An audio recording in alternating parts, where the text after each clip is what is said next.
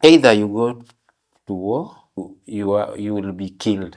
I'm from Kenya, Africa, running. I'm a professional sportsman. These papers were written on Russian language. Drones just running. Everyone came out. They point guns to me. I said, no, don't kill me. Cops, Russian soldiers, cops everywhere. Don't travel to Russia. Please stay in your country.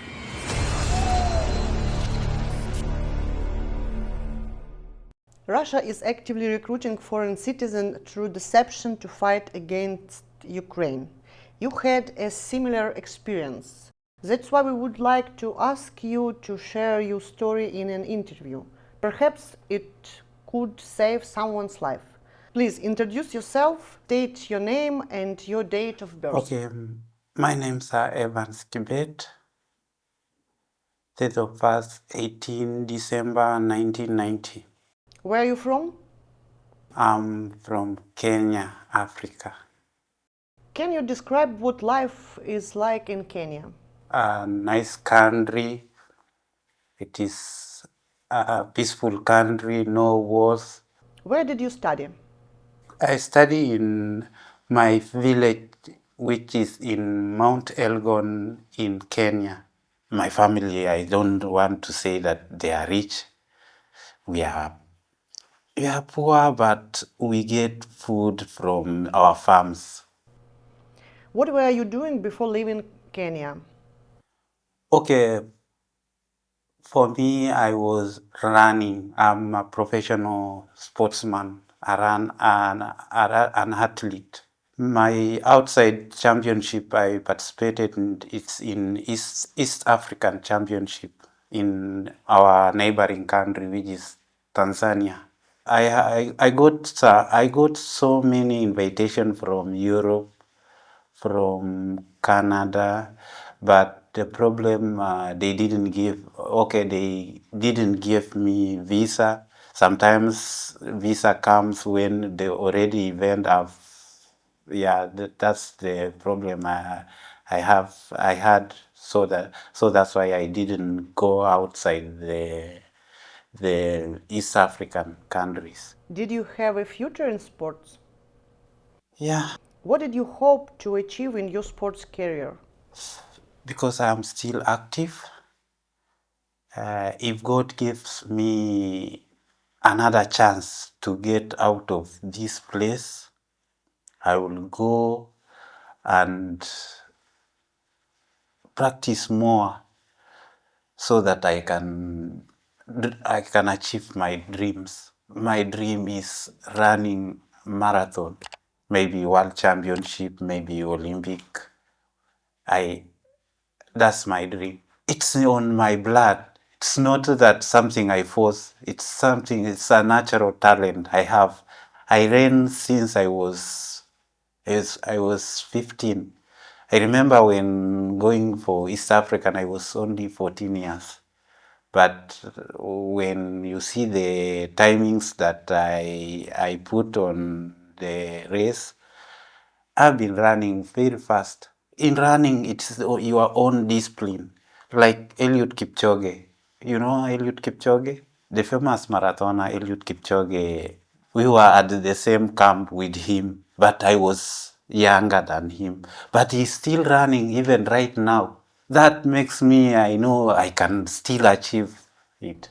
Then how did you end up in the Russian army if you wanted to become a sports star? Okay, me going to Russia, I was invited for a cultural visit, a cultural festival event, which I was to go and tell the people who were invited to the event how we do things in Kenya, how we run, what we eat, but something happened in Russia. The guy who was receiving us in Russia messed my life. His name was Ali. He lied to me and 4 others Kenyans. Me as an athlete, the other guy was a taekwondo, the other one was a footballer, the other one was a boxer. They told us, do you like to stay here for some more days? We say yes, but our visa our visa is only expiring after 2 days. It was on 16 August.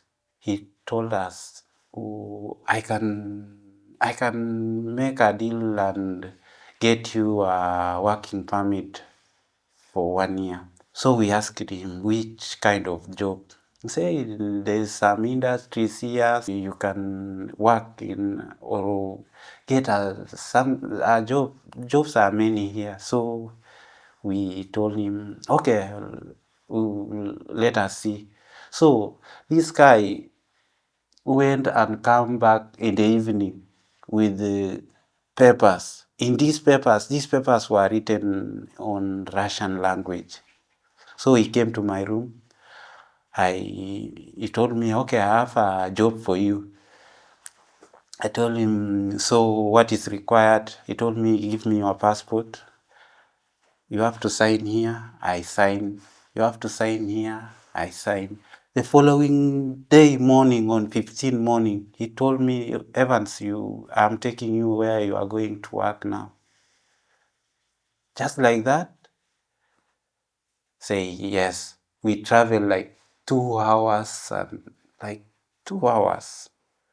We diverted from and on highway. We ended in the bush side. So we asked him, where are you taking us? He told us, just relax. We found ourselves in a military camp. These people took us there. They were very faster because they didn't want us even to see outside. Because when reaching there, they took us to a room. They locked us there. We didn't know where to go, where to start. So we accepted the rules of the place. They gave us clothes. They took our luggages.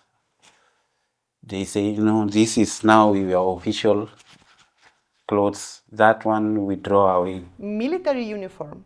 Yeah, military uniform. The following day, they put us in this military truck.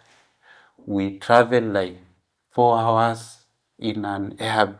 I remember it was on an air base because there were planes there, a lot of planes. When we were there, the other guys were also there, so we took a flight from there, like 2 hours to another place again. We don't where we are. We don't know. We don't have documents. We are different from. We are black, and when you run, you don't know where to run. I was told you are going to train for 1 week. After training, you will go for war. So I say, no, I'm not going to war. They told me, if you don't want to go to war, either you get jailed for 15 years because you signed the contract. I say, I didn't know the contract is for military.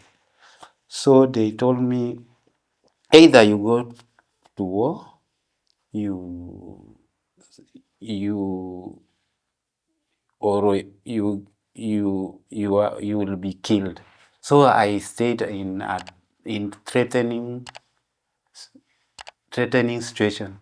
They took me somewhere. They say, "Do you know how to shoot? Use this is a weapon. You do this and this and this." Just 2 times. So after training for 1 week, they moved me from that place. They took me to another forest again. So in that forest, I remember I was very sick, but I told them, let me recover first before taking me to war. Even you are taking me to war, this contract I signed, where is the money? They told me, your money is in your account. I say, no, I want to see the money before I go to war. They say, we will take you tomorrow. That tomorrow morning, very early in the morning, I was put on this small car carrying 2 people or 3 people with another guys to forest. Drones just running, flying out there. We went somewhere, we hide. He hid it the other side, I hide it the other side. So I decided to left him there. I dropped everything, and that's how I get out of Russia. So you just ran away Yeah, I ran from through the forest? yeah, through the forest. And what happened next? I ran like for I lost in the forest like for 2 days, 2 nights, until I get tired. No food, no water. I went to a distracted house. I sat down there. Only what I saw there was 2 dogs. I knew I am not still in Russia because I was seeing these bottles of water. Bottles of water for Russia and for Ukraine are different. I knew I was in Ukraine. So I went to that place where that guy was shooting. I called out, "Hi." Everyone came out. They point guns to me. I said, no, don't kill me. I am a Kenyan and I have come to save my life. Please save my life. So they didn't shoot me. Took me where they stay. They saw me. I'm hungry. I'm thirsty.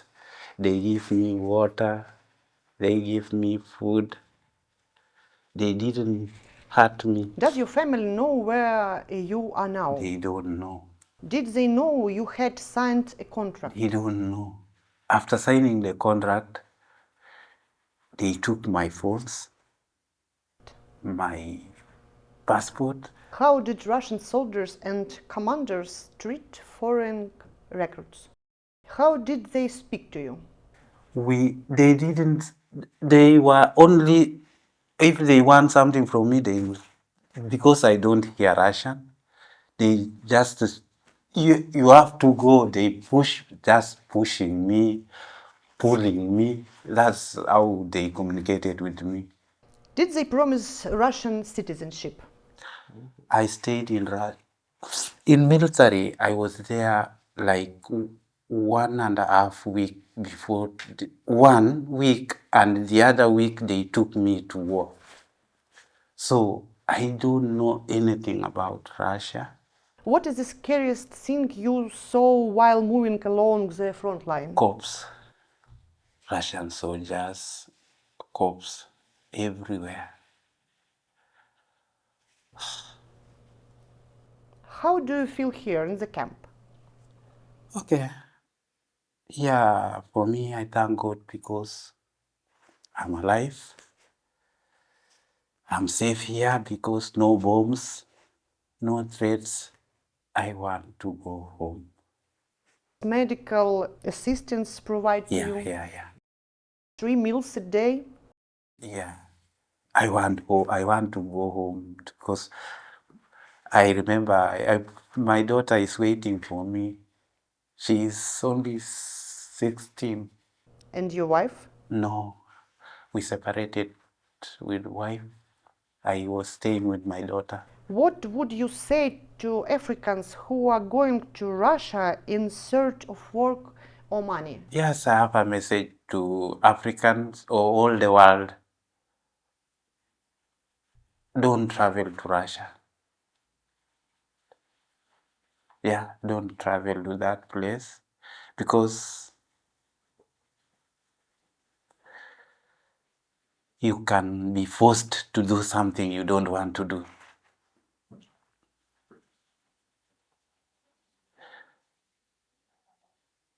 About Africans who are going there, don't look for money.